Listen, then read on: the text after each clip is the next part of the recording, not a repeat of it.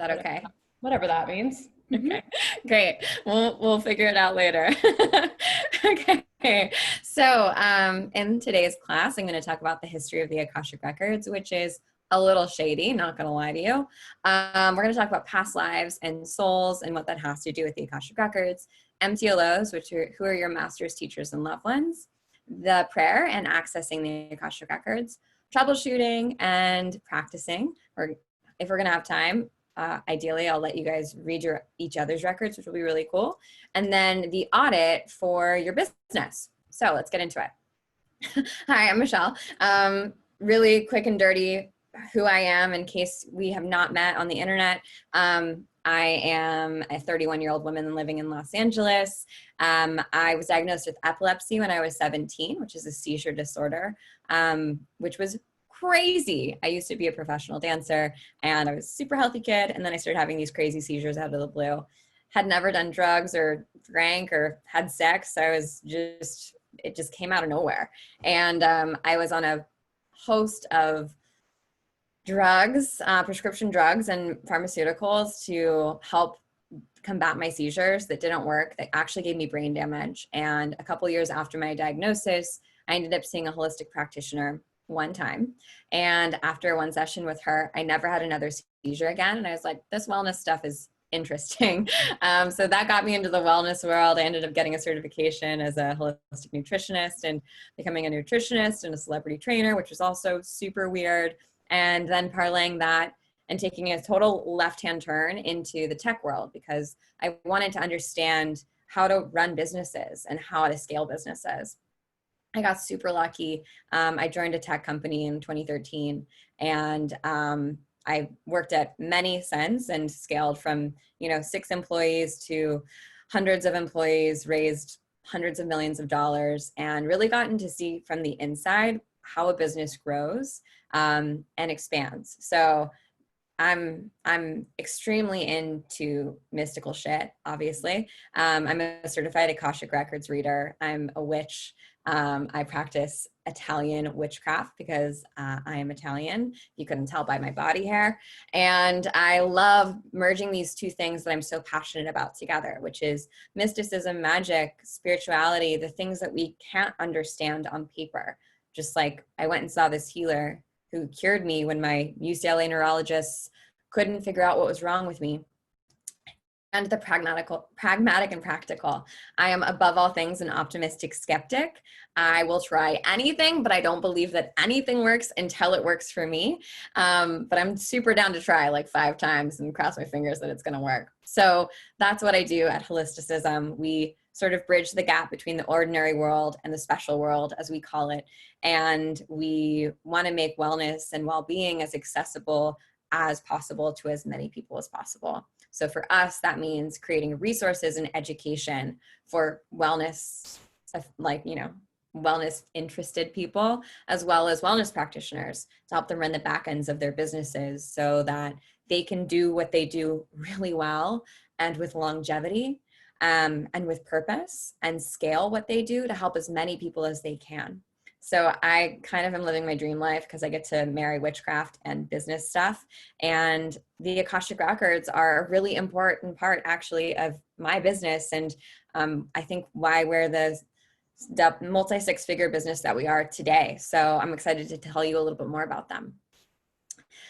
So the first thing that I think we have to acknowledge is that knowledge is not fixed. Knowledge is constantly changing and evolving. We are always adding on. There's what we know, which is this fist. Everything else is what we don't know yet. So I'm going to tell you what I know so far about the Akashic Records as someone who's been practicing for the last 3 years, who's done, at this point, thousands of readings. And there's still so much that I don't know. And there are so many amazing teachers out there who are talking about the Akashic Records, and probably some people that are not so amazing that are talking about them. And I want to encourage you and empower you to make the best decision for yourself, to take what works for you and then throw the rest away. And I want to also encourage you to go do your own research. So if any of this is interesting and you want to double click on it, or like your bullshit detector starts going off, go do a Google, my dude. Like, go figure out what works for you. Just because I'm telling you what I've experienced doesn't necessarily mean that it's your truth. And I want to also just put it out there that I might change my mind in the next few years after I learn and grow and experience more things. So it's, I think, important before we dive into all this esoteric stuff to just say, this is what we know right now, and there is so much opportunity for that to evolve and change in the future. So the history of the Akashic Records is fucking weird. It is not like normal. I mean, nothing really in mysticism is. I mean, depending on what modality you're looking at, whether it's the tarot or energy healing or Reiki or even witchcraft and the different aspects of witchcraft, even astrology, you're going to get very different historical opinions and different histories, different timelines. So the Akashic Records as a sort of phrase weren't really coined until the early 1800s, mid 1800s. But before then, we in the community sort of acknowledged that the Akashic Records have been around forever. We just didn't use that vocabulary to describe them.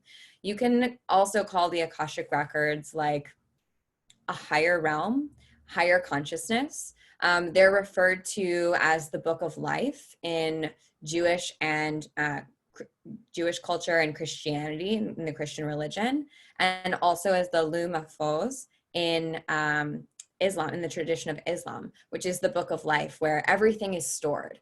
Everything that has happened, will happen, or is going to happen exists.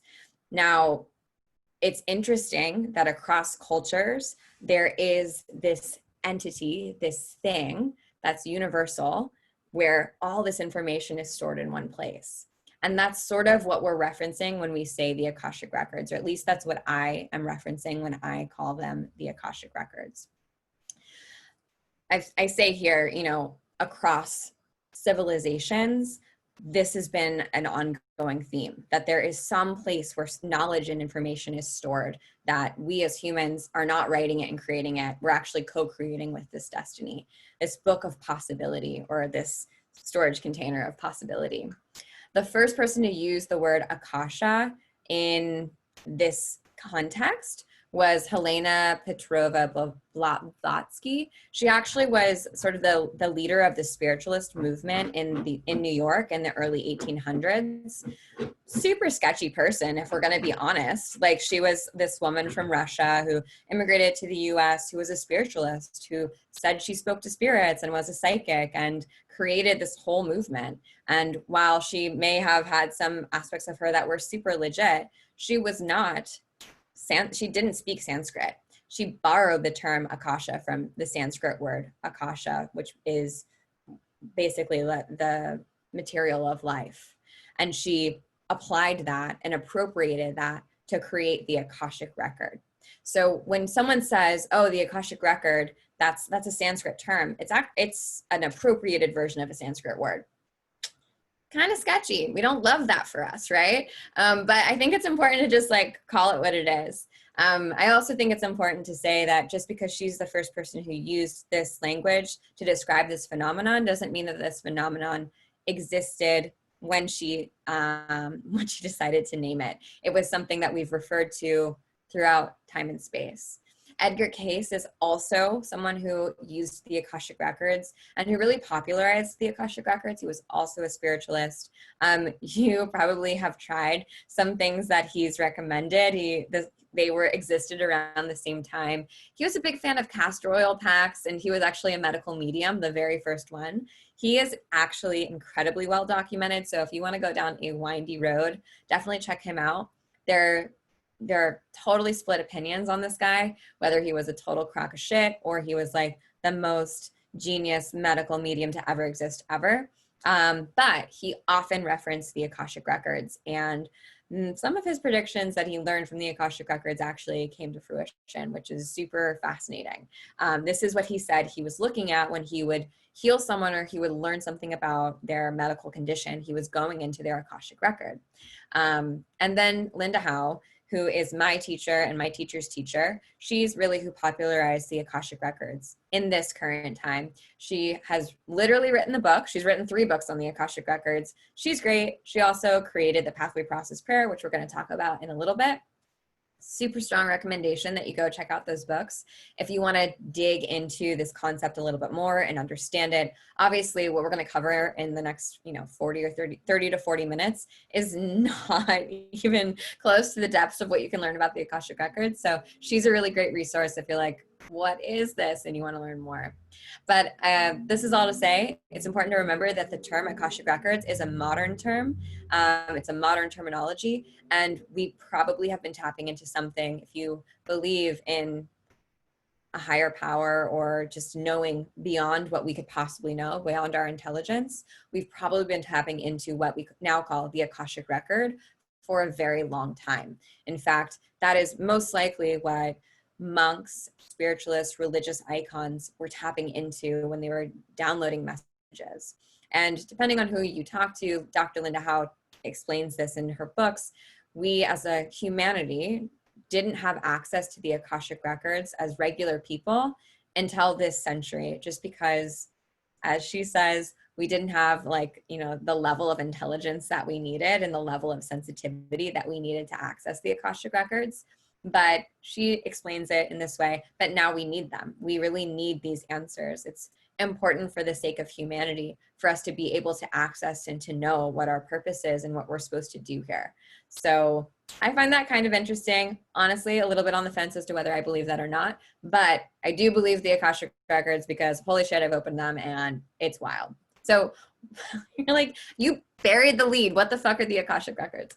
The Akashic Records are sort of like a spiritual storage container for everything that has happened, is happening, or will happen on this planet. Important to note that the Akashic Records only take into consideration what happens on planet Earth. They don't take into consideration anything that happens outside of us in the universe. So if you ever hear from someone that they opened up the Akashic Records of life on other planets, they're not. Apparently, that is not how they work. This Akashic Records are very much for us little earthlings. I kind of view the Akashic Records in my mind as like the cloud, but spiritual, where everything is stored. And when we say the pathway process prayer, when we meditate, when we get in flow, when we get to this space that we can connect to it, we're sort of plugging in our external hard drive to this cloud and downloading information from it. So the way that we get access to this cloud is we say the pathway process prayer. There are probably infinite ways to access the Akashic Records. You can meditate on a mountain for years and years. You can probably say a chant. You can do trance dance. There's lots of ways to get to a higher plane of existence. But the easiest way, in my opinion, is the pathway process prayer. It's a really short prayer that Dr. Linda Howe wrote. It's called The Heart of the Akashic Records. And you literally say it out loud once, then you say it silently to yourself twice. Then you announce the records are now open and you're in your records. Okay, yes, I'm going to say this now. So when we say the prayer, we can open the records of anything. We can open the records of any person, any place, any animal, any business. So every single one of us has our own individual record.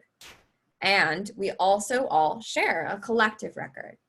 So when you are opening for yourself, when you want to get information for you, you would use your name in the pathway process prayer.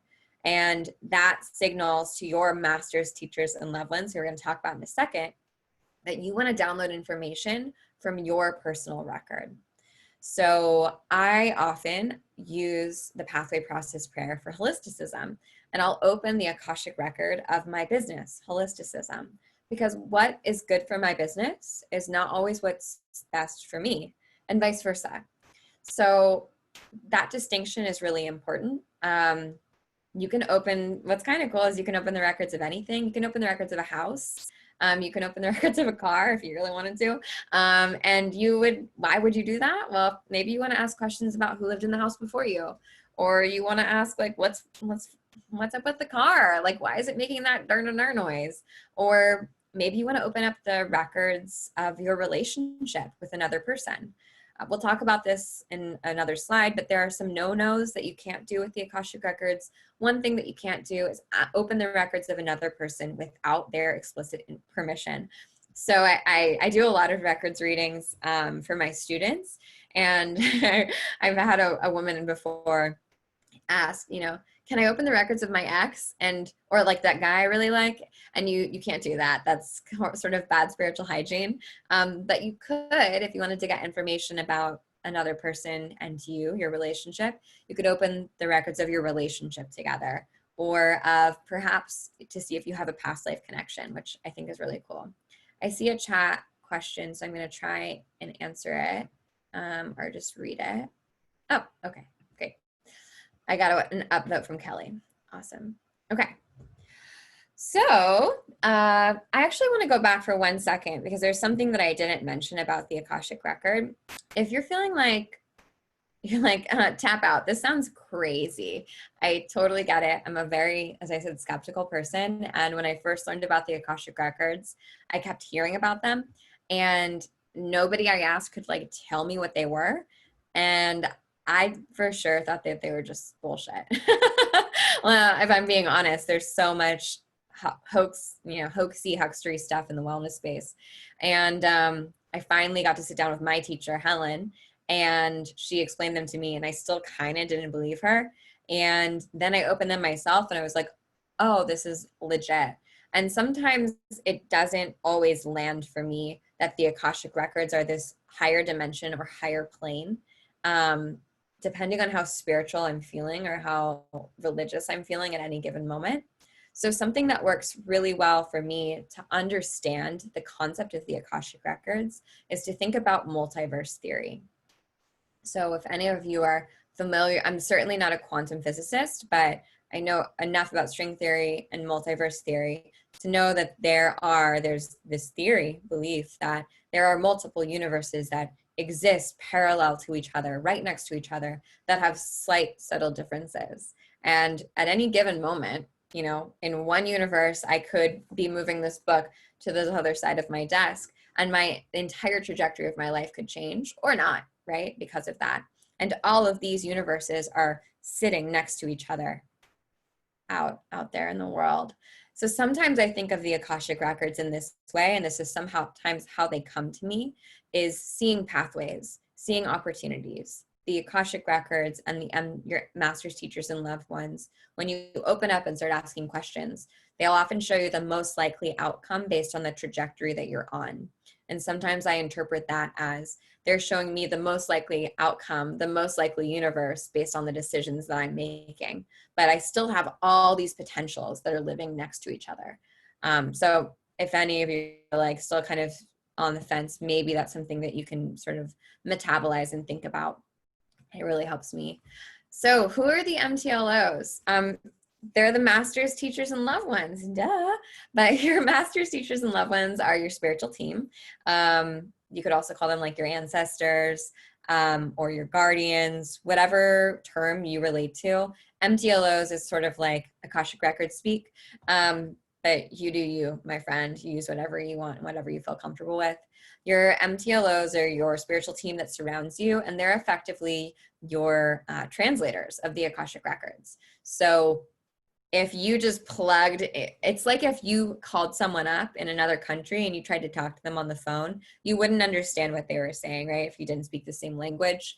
Your MTLOs are the operator in between that's connecting you, and that is taking the information from the other party, translating it into words that you can understand, concepts that you can understand, and delivering it to you. So who are the MTLOs talking to? The MTLOs are getting that information from what Dr. Linda Howe says.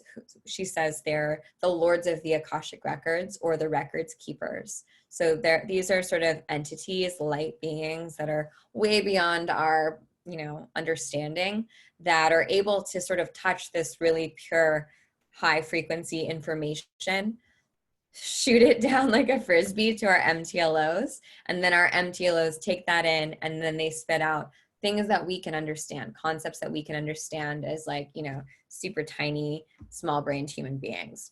So your spiritual team is with you from the jump. They stay with you your whole life, and they often stay with you across lives if you believe in reincarnation. And I do, and we'll talk about past lives and the Akashic records. And your spiritual team will come and go. Sometimes they'll be super big. Sometimes they're really, really small. There's not that many of them. Sometimes one teacher, one master, one loved one steps forward and really guides you during a period of your life and then steps back. I kind of think of them as like my Greek chorus in a way. Sometimes there's a solo, and then sometimes they're all speaking together, or sometimes they show up like sitting around a boardroom table, and you're sitting at that boardroom with them talking and having a conversation. So your MTLOs are not human beings. Sometimes your loved ones will be people that have passed on that you loved in your life or who you've loved in past lives, and they're here to help you and guide you. But your MTLOs are only here to like love up on you and give you the best life that you possibly can have. They only want what's best for you. So there's nothing to be afraid of. That being said, they are not really like, they're not human beings. And they are viewing our lives from like the 100-mile perspective. So the things that seem like huge obstacles or like, you know, total grief moments for us, because they've got that like super far away perspective, they don't always have the same like level of empathy that maybe your mom would have for you or a friend would have for you. I remember when I was single, I was asking my MTLOs a lot, like, when am I gonna find my soulmate? Like, when they're, you know, just like being a pouty baby about it, being a Pisces, just like, I want to be in love. What the fuck? And they kept just like effectively rolling their eyes at me and being like, oh my God, there's so much more important stuff for you to focus on right now. Like, don't worry about it. And sometimes they can come off as a little bit harsh. If anyone has opened their Akashic records, you might resonate with that. But it's not that they're angry or mean. It's just that they don't always have the tact that a human being would. Okay, so the most important part of opening your Akashic records, other than actually connecting, is phrasing your questions. And honestly, I think that this is probably like, if you're super skeptical, this is going to be the most useful part to you. Phrasing your questions is massively important because, sorry, my dog is losing it. I don't know if you can hear her right now. Bonnie's being bad. Bon, stop. Phrasing your questions is important because your MTLOs won't answer certain questions. So yes or no questions are not going to fly. You have to be really specific and ask who, what, when, where, why sort of questions. Let me go back. So let's say that we wanted to ask, so let me backtrack a little bit. Before we open our records, we're going to prepare our questions that we want to ask. Of course, when you open your records, you can sit and just see what information comes through. However, there's so much information to choose from. It'd be like opening up a hard drive and then not knowing what you're looking for, right? So like you could find something that's useful, but you're going to have to navigate through a lot of stuff that you might not understand or that might not be relevant for you right now. So asking questions helps you navigate through your Akashic record. It helps your MTLOs help you more. So you can ask questions about literally anything under the sun. You're not always going to get an answer. That's okay. But when you ask a question, you're giving them something to work with and something to respond to. And that's one of my favorite things about the Akashic records as opposed to the tarot is when I pull a tarot card, that's the answer. Like, I don't get to ask questions about it. I don't get to be like, what does this mean? It's just it. That's fucking it. But with the Akashic records, when I ask a question and I get an answer that I don't understand, I can go back and say, well, what does that mean? Or explain it to me in a different way. And I can get more information. And in the end, that ends up being more useful to me. Oh, this is my cue to take my hair down because my bun just fell out. So the questions that we're going to ask, we're going to cultivate before we open our records. It would be like if you were connecting to your ancestors at your altar. Or if you were crafting a spell, you wouldn't just write, find love. You would want to get really specific and clear about what it was that you're creating. Same thing with the questions that you're asking your MTLOs. So instead of asking a question like, is so-and-so my soulmate, which is technically a yes or no question, you might ask, what's the purpose of this person in my life? What do I need to know about our relationship together? What am I supposed to learn from this? so much more robust and interesting and useful, really. And often when we're creating questions for our Akashic records, we actually realize that we already have the answer that we need. A lot of the time, at least I feel like I get that a lot of the time. So this is a really important part of the practice that I urge you not to skip over, and to really take some time with. So past lives and souls. I get asked a lot about this and how it comes up with the Akashic records. So if you want to open up the Akashic record of your soul's existence, no matter what body you've been in, you're going to use the pronoun them in the pathway process prayer, as opposed to the pronoun that you use in this lifetime. So if I wanted to know what I've been, who I've been in past lives, because I don't know my name in my past lives, I would say Michelle Pellizzon, them, in the prayer. If I wanted to open up just this life, because that's all I really need, I could say Michelle Pellizzon, she, and that will just keep me in this body, in this life. I think that your understanding of past lives depends on your beliefs of time and space and culture. Can all of these things coexist together? Can your spiritual beliefs or your religious beliefs, your beliefs around what time is, and how we engage with it, can they coexist? I'm not sure. That depends on you. I love past life regression, and I'm also really skeptical. And something that I really appreciate that my teacher says about past life regression is that maybe you were not an Egyptian princess in your past life, but there's a reason that when you are in a hypnotic or deeply meditative state, that your unconscious mind is pulling up images and stories to communicate with you. There's a lesson for you to learn. So whether you truly believe that you were a fairy princess in Ireland in a past life, or that is some sort of message that your MTLOs or even your unconscious mind is delivering to you, great. There's a lesson there. There's something to learn there.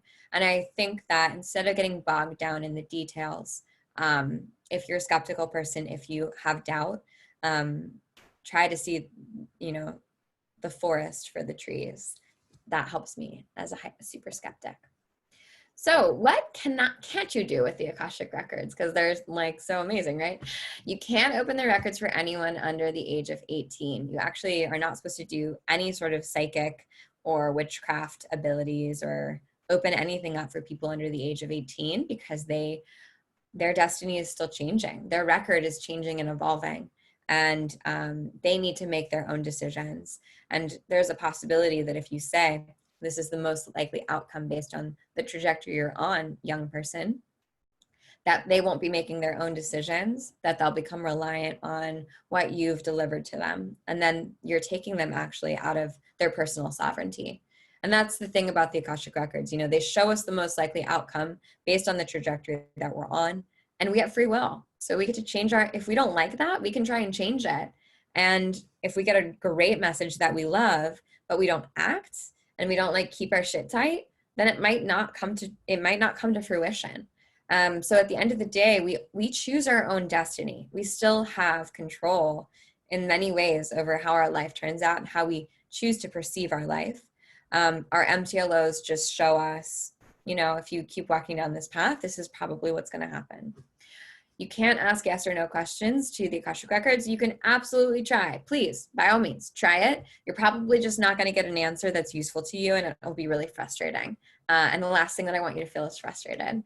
And you also can't drink or do drugs 24 hours before you open your records. Now, this is what my teacher Helen Vonderheid is one of my teachers, and what Dr. Linda Howe says.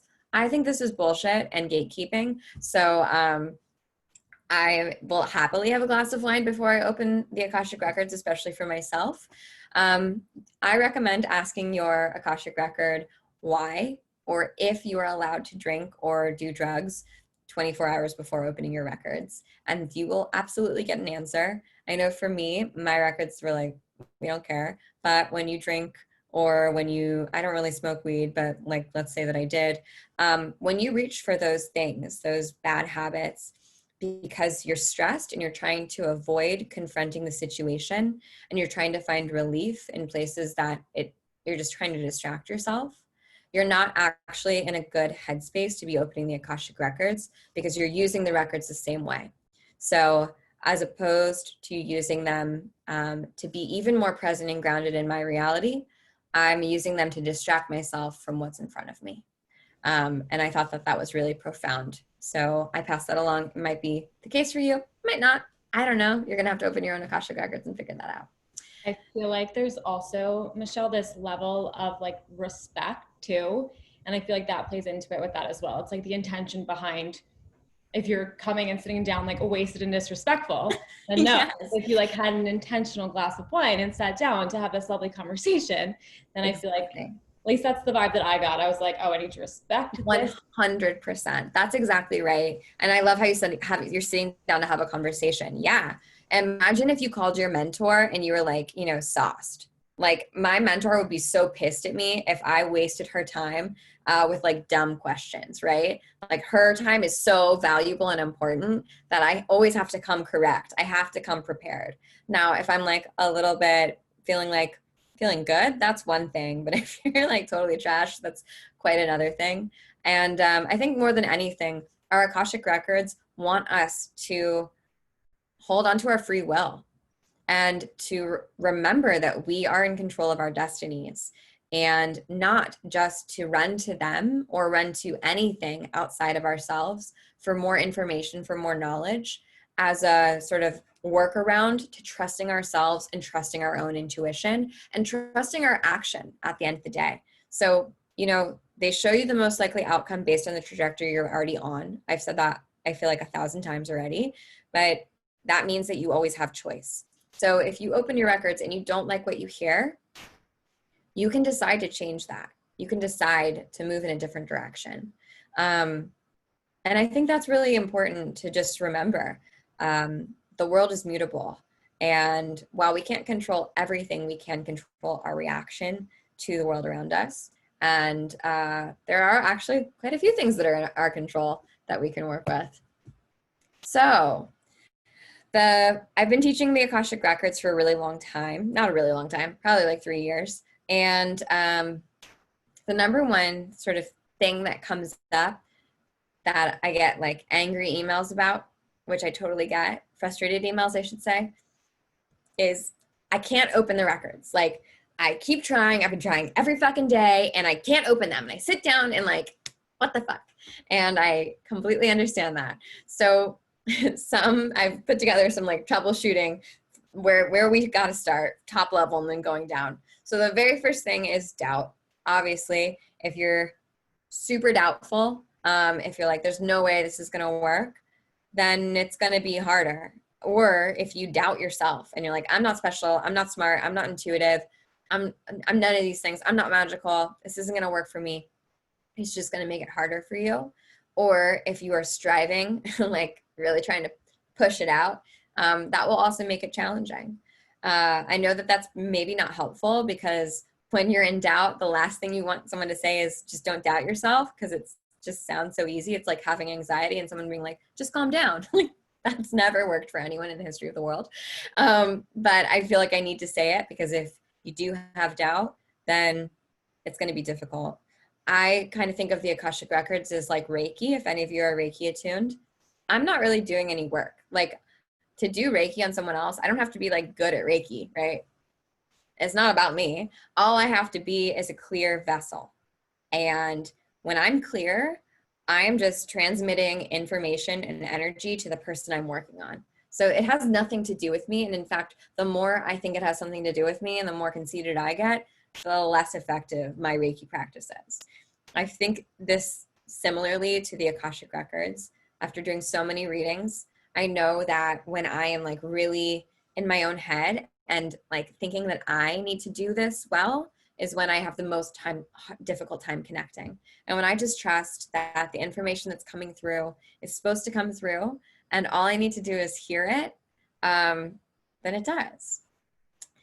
That also brings up that your MTLOs will communicate according to your unique sort of like clair, whether you're clairaudient or clairsentient or claircognizant, or you have another clair, there's clairgustant, I think it is, where you taste things. So depending on what of your, of the 5 clairs that you pick up on, that's most likely how your MTLOs will speak to you. So it's not always like, someone, your Secret Service agent is whispering in your ear telling you the answers. That does happen for some people. But for many people, they just get a deep sense of knowing. And it's surprising, and it makes them doubt themselves because they're like, there's no way I could know that, or there's no way that that's the answer. And of course, that usually is what it is. Another thing that often comes up is sensations or feelings in the body that you don't quite understand, because this is the Akashic records and the MTLOs communicate in a way that is not human. We don't quite understand what to do with this. So the best information that I can give you and the best guidance I can give you when you start to feel things in your body, and actually once you open your records, whatever happens, whether a bird flies into the window or someone texts you or a book falls off your bookshelf or your stomach starts grumbling or your throat starts burning, that's all information. Do not discount that. The reading has begun. You are in the records. They are open. You're getting messages. You are being communicated with. So when you start to feel physical sensations, a lot of people feel things in their hands. I want you to just ask what that means. You can ask yourself, you can ask your MTLOs, and try to go beyond what the physical sensation is, because often you'll just have a light bulb moment of, my hands are telling me this. And it's really hard to articulate. I know I sound crazy, but you just kind of have to trust it and be okay with being wrong. Be okay with looking foolish. Like, you'll be shocked at the actual information that will come when you sort of let your guard down and you're not afraid to look stupid or to make a mistake.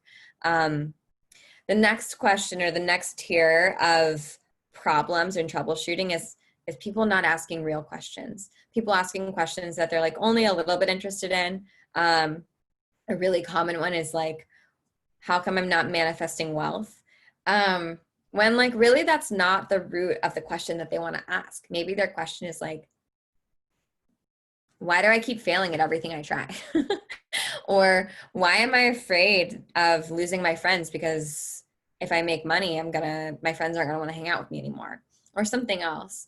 So I really encourage you to go deep on those questions that you want to ask and figure out why you want to ask them beyond that top level or top layer of the like maybe running loop of questions that sort of ask existential questions that you have. Go a little bit deeper and figure out why that's important to you, why it's meaningful to you. Especially I've noticed during the pandemic, the MTLOs are preventing people from going further until they ask the questions that are the heaviest on their heart.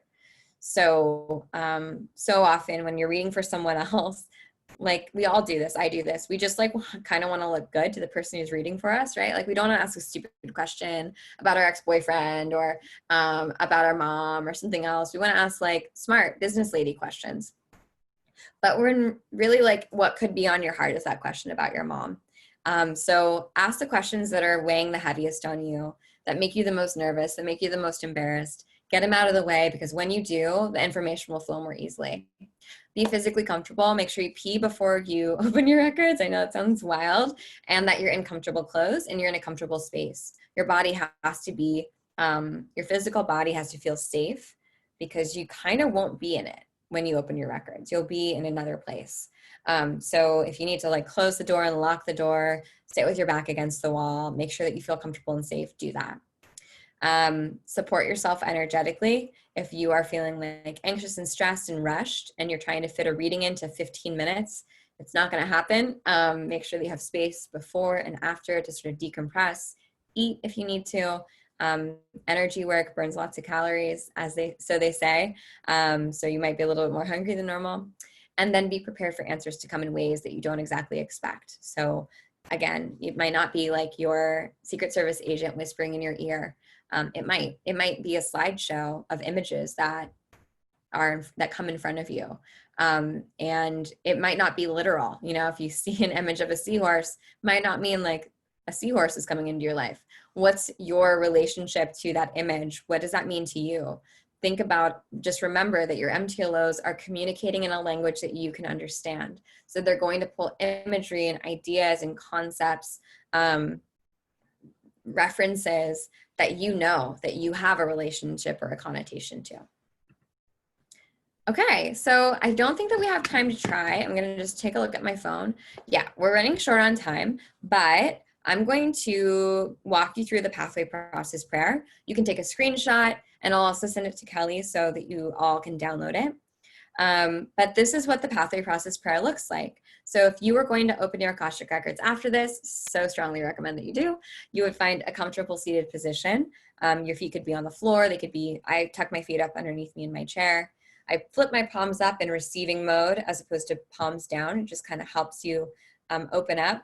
I sometimes grab a crystal. I really like using a selenite wand, and I also cleanse my space before I do any sort of energy work. So I have this really great spray that's cleansing. It's got white sage and all these other delicious things inside of it. Go to the bathroom if you need to, tell your partner to scram and get your dog out of the room and get comfortable with yourself. Start to get grounded in your body and flip your palms up in receiving mode. And then you're gonna say the prayer. So the first thing that you'll do is you'll say the pathway process, this part, out loud once. And so we do acknowledge the forces of light, asking for guidance, direction, and courage to know the truth as it is revealed for our highest good and the highest good of everyone connected to us. Then you'll say this part silently. You'll say, "Oh, Holy Spirit of God." And then you'll say this part silently. "Protect me from all forms of self-centeredness and direct my attention to the work at hand." This sentence I often repeat throughout my reading to help me remind myself to stay on the person and to not be in my ego and to stay out of the outcome. Then you'll go back to saying it out loud, help me to know, and this is when you'll insert the name of whoever it is that you're opening the records for. If you're opening the records for yourself, you'll say myself. If you're going to open the records for Brad Pitt, you'll say, help me to know Brad Pitt in light of the Akashic records, and you use the full birth name of the person that you are reading. So, or excuse me, full legal name. So if they've changed their name since they've gotten married or they've changed their name, then you're going to use their full legal name. So Bradley William Pitt in the light of the Akashic records, to see Bradley William Pitt through the eyes of the Lords of the Records and enable me to share the wisdom and compassion that the masters, teachers, and loved ones of Brad have for him. If I wanted to open the records of Brad in all of his lifetimes, I would say Brad has for them. So I would change the pronoun. And then I would repeat that again silently to myself. And I would use either, if I'm reading for myself, my full current name, or I would use my whoever I'm reading for his name. So you'll say that part silently, and then you announce the records are now open, and they're open. So let me go back, oopsies. You say the records are now open, and then they're open. And then when you want to close the records, which is really important, you are going to say the closing prayer in order to cut off that energy. And you say the whole thing out loud one time. And then you repeat that the last line 3 times. So this class was about using the Akashic Records for business. And I know that there's so much to even have an intro about the Akashic Records to get through. So I appreciate your patience. Now we're in the good part, which is how do you use the Akashic Records for your business and your work? And the answer is like, there's infinite ways to do it. Honestly, opening up the Akashic Record of your business can be life-changing, absolutely life-changing. But there's really nothing that's off limits when it comes to the Akashic Records. So I ask about, oh my gosh, everything. Oh, I think that, there we go. So I created 10 questions for you to look at and sort of ask yourself around your business and your work that could be helpful. These are just examples. You can use these if you want, and you don't have to use them if you don't want to. And I really recommend using the Akashic Records for pricing, because pricing is often a place that we have a blind spot and that we find to be really difficult for ourselves. I find it to be very difficult for myself. I'll just speak from the I find pricing to be really hard, like all the time. Even though I've been doing it for years and years and years and years, I still find it challenging. And I always want to be fair. and create equitable and inclusive pricing. But I also know that what I do is really valuable. So how do I sort of straddle that line? And using the Akashic records to ask, what's an appropriate price for this? What's the ideal price? What do I need to know about the price? What does my client need to know about the price? Why is this thing so expensive or so cheap? Is really useful. I do this for every single product that I make, and probably 90% of the time my prices are too low. And when I ask my Akashic record what the price should be, it always surprises me.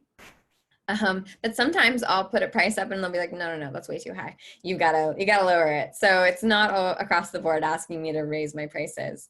But this can give you information, obviously, around why you are valuing something, why you're valuing something, and can actually give you vocabulary and language to describe why it's so invaluable to your potential users, or like how you're going to sell it, why it matters, why it holds value, why it is the price that it is, and to understand what your users need from this sort of like meta perspective. So I really like to ask questions about price.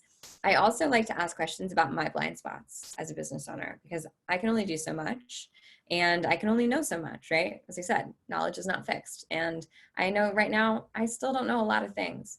So asking about, what do I need to see? What do I need to understand about the business to take it to the next level? What do I need right now? What does my business need? Or what does my business need to be more profitable next year, or to make $1 million in 2021, whatever it is your goals are. And sometimes your Akashic records will give you a bulleted list of your next steps. And sometimes they'll say you need to start taking naps in the middle of the day. And that's it. And they will not give you any more information, which is infuriating, but also kind of fun. So I think that's the end of my presentation. Yes, it is. Hey, and I want to answer your questions, but if you want to go deeper into the Akashic Records yourself, we have a free 14-day Akashic Records email course at Holisticism. If you just go to holisticism.com, it's the very first thing on the page. It's super fun. We give you a question for every day for 14 days, and I walk through all the stuff that I already talked about with you here, so you'll be old hat at it.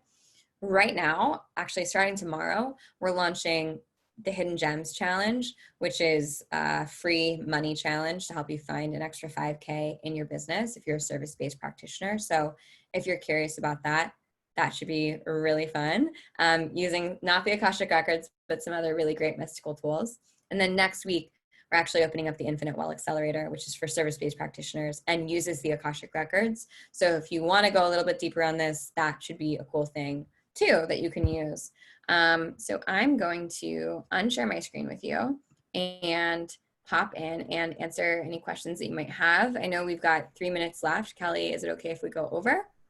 Yep, I just have to log myself off at like 5:12. Okay. You guys can keep going if you want. Okay, awesome. Okay, Diana asked about the spray. This is called L'Aqua, and it's from this amazing witch. Her name is Mallory Leon, and we're actually giving it to all of our IWA students next week, which I'm really excited about. But you can find it on her site at manifestbox.com. Do you use the legal name of your business and pronoun it? You can use the DBA of your business, like what your LLC is what I would recommend. You also could open up your Akashic Records and ask them what you should call what name you should use if you really want to. Like, hey, when in doubt, just ask them. They might give you an answer, they might not.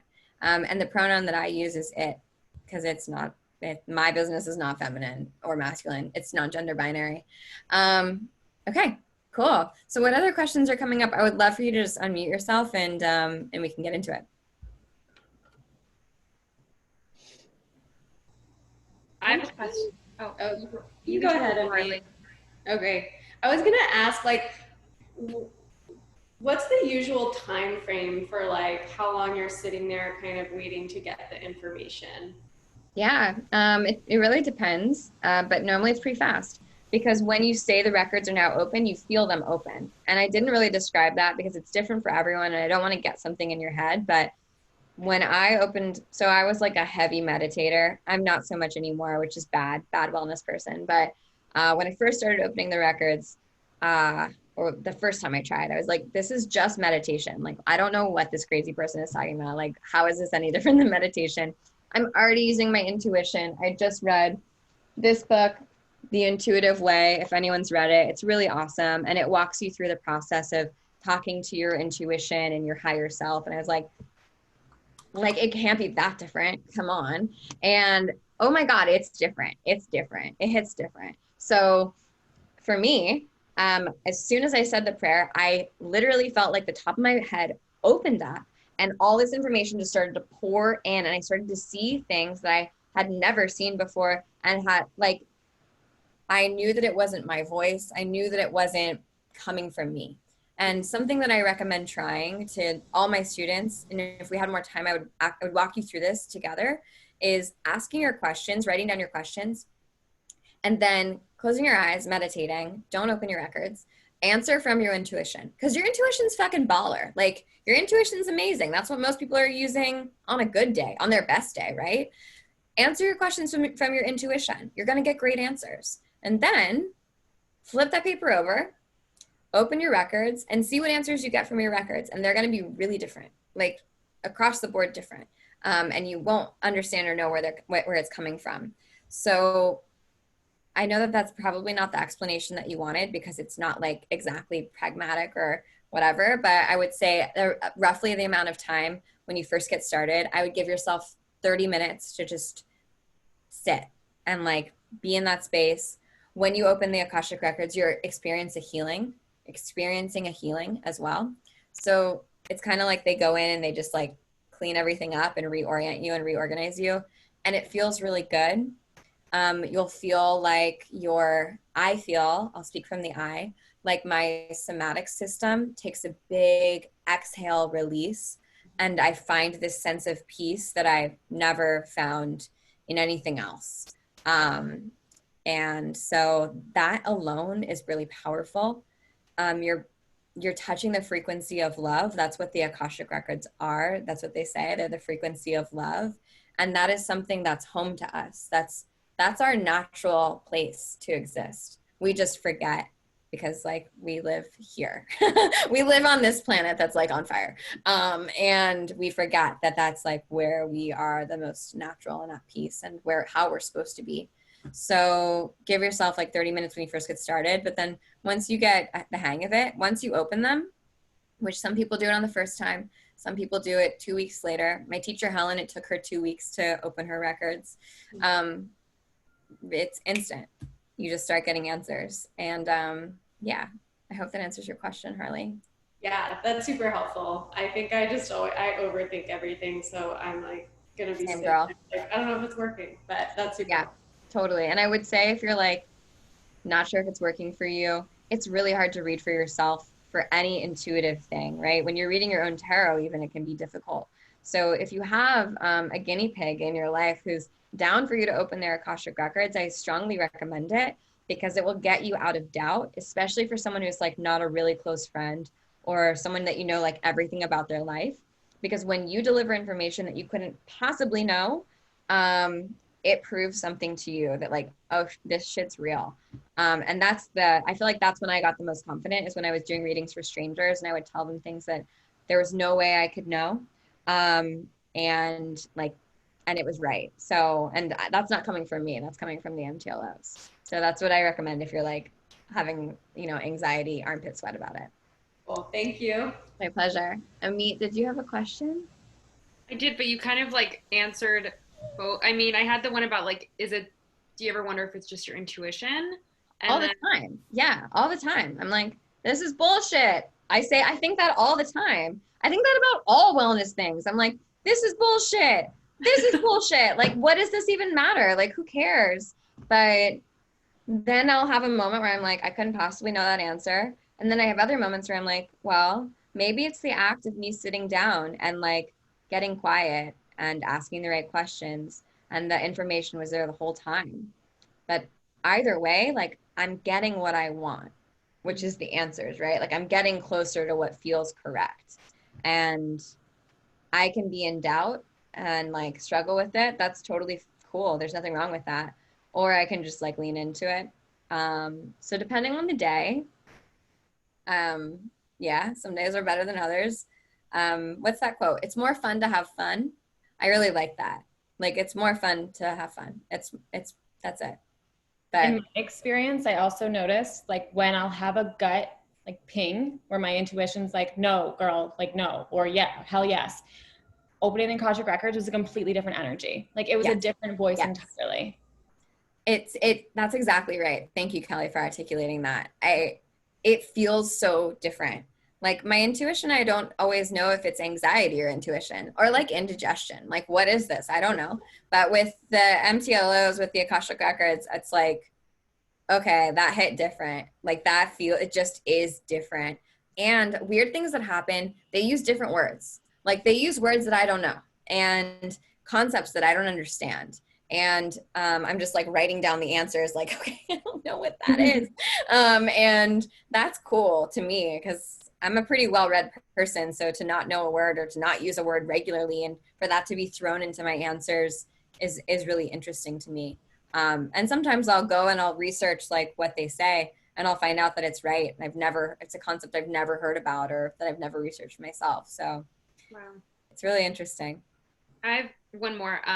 So when you're opening somebody else's, is the process that you like have them ask the questions to you before and then you open it up and then you kind of like let them know like your downloads kind of thing? Yeah, good question. You can do it any way that you want. The way that I do it is when I'm on a call with someone like this, I get shy, so I turn off my video, but I'll say the pathway process per out loud once, and then I'll say it silently twice, and then I'll say, okay, your records are now open. You can ask your question.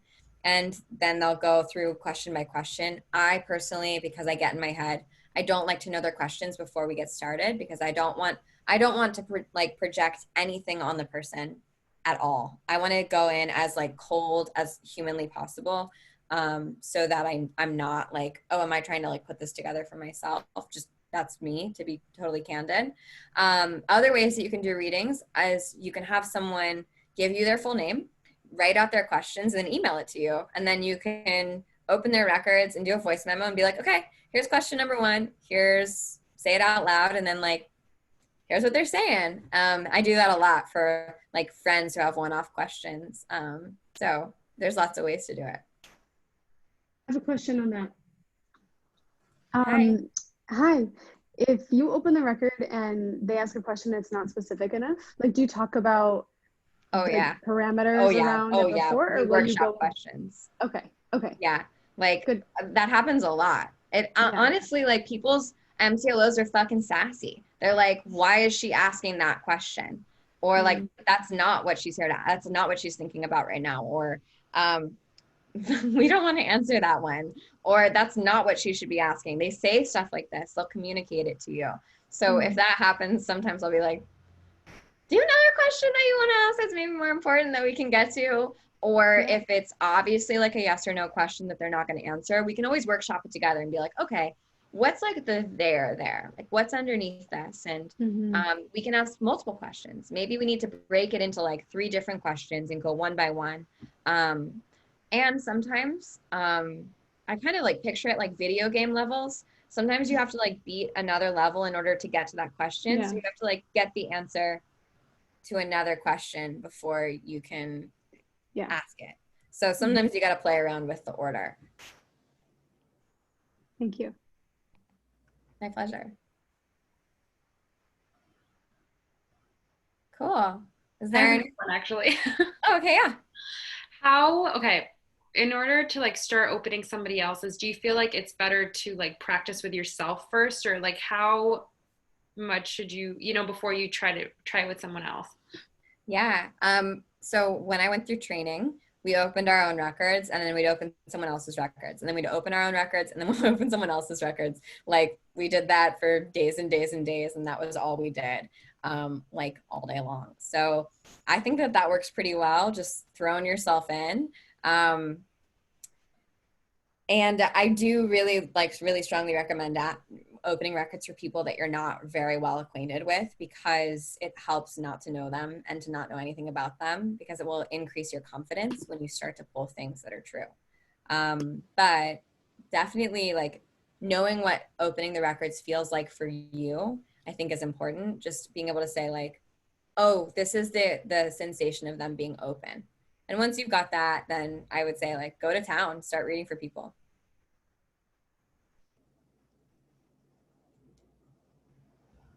Cool. I had a reading once, and like it was like my friend's boyfriend at the time, and like his voice completely changed. Wow. And he was Really? just like talking like a robot, and the like words were just like coming out as if he was just like reading something. Wow. Yeah, I mean, I sometimes like when I open the records to write, I'll do that a lot. You can write in the Akashic records, you can paint, you can draw, you can do art while your records are open. The things that I write are like very mechanical and so not my voice. And like I would never send out something like an email that I'd written in the Akashic records because it would sound fucking weird. It would sound like a robot. So I have to like go back in and zhuzh it up after. I haven't experienced anyone like, it's not like you're possessed. You know, it's not like the MPLs take over your body. I mean, I don't know them, this person, so maybe that's what happens to them. I've never seen that, and that's not my experience, and that's not what my teacher teaches. So you still have full control over yourself. It might be, though, that that's where he's comfortable delivering information. You know, like some people got to get into their teacher voice when they're teaching, their yoga teacher voice, right? Or like that's totally a thing. Or maybe like that's a personal thing that he needed to work through in order to feel like he was taken seriously, delivering a message.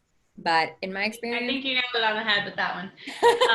I have a question about like if I was to ask about something, like how specific do I need to be to it? Like if it's an address, like do I need to like, or does the record know what my intention is? Like what I'm speaking about? oh, like if you're asking about like a house? Yeah. You can, I would probably, if I was going to like open the records of my house, I would say the house at my address. But you don't like, I don't think you need to be super, super, super specific all the time. You can always dial deeper. You know, you can always give more clarification if you're not getting the answer that you want. Most of the time, your MTLOs, like, they know what you're thinking. They know what your intentions are. So don't get tripped up on like asking it in the perfect way and like having the preposition in the right spot in your question. Like it's all good. Cool. Any more questions before we all bid each other adieu? This was so fun. Who wants to practice together? I know you guys please practice together. Please sit with each other. It's so fun. And it's just cool. It's just a cool, fun thing to do. It's a nice party trick. Nice bachelorette party trick. No, but really it's not a party trick, but it is really fun. And one thing I will say is make sure you close your records when you're done. Every single time. That's just good energetic hygiene. And if you don't, you'll feel like crazy anxiety all day long. And I don't want you to feel that because it's a lot of energy that's coming through you. So just make sure you keep your shit tight, close it up when you're done, and go on with your day. But that's pretty much it. And if you have any more questions, you can always shoot me an email or DM on Instagram. Thank you, Michelle. This was so cool, so fun. If you guys want, we can make the next meeting that we have breakout rooms and open each other's records, which would be really cool. Do it. Yeah, so we'll do that. Michelle, thank you. My pleasure. So much. So grateful. This was so cool and fun and something tangible that we can all do. And I'm excited to hear everyone's experiences and also do it together. Yeah, we have an event next week on being your own loved one with Evan. If you guys are interested, it's next Thursday. And then we have a meeting after that and we'll get into it together. I'm excited. Have a great rest of your week, guys, and great weekend. And thank you again, Michelle. My pleasure. Thanks, everyone. It was so nice to meet some of you and see some of you again. So take care and bye. Bye. Thank you.